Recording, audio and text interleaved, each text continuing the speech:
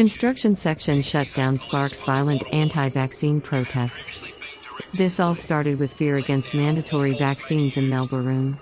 Protests of thousands of unvaccinated construction workers have spread fear citywide.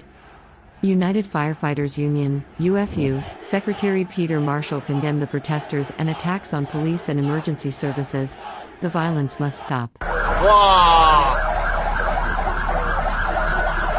Fuck, they're throwing shit at the coppers, look at that! Look at that, they're throwing shit at the coppers! Get him! Whoa!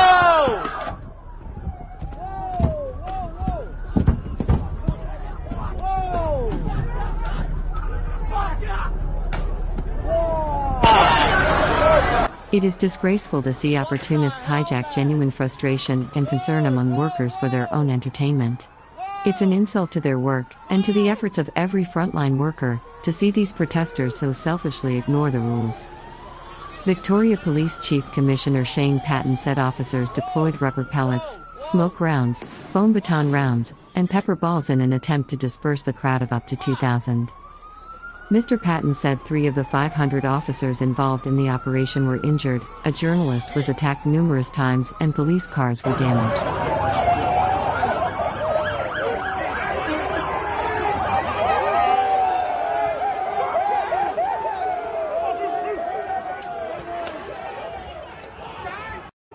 The nurses' union slammed the anti-vaccination protesters, calling on them to stop fighting for the right to overwhelm our health system.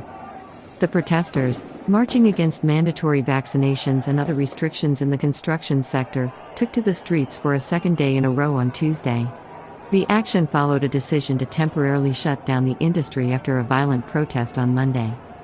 Flares were lit and glass bottles and other projectiles were thrown at police.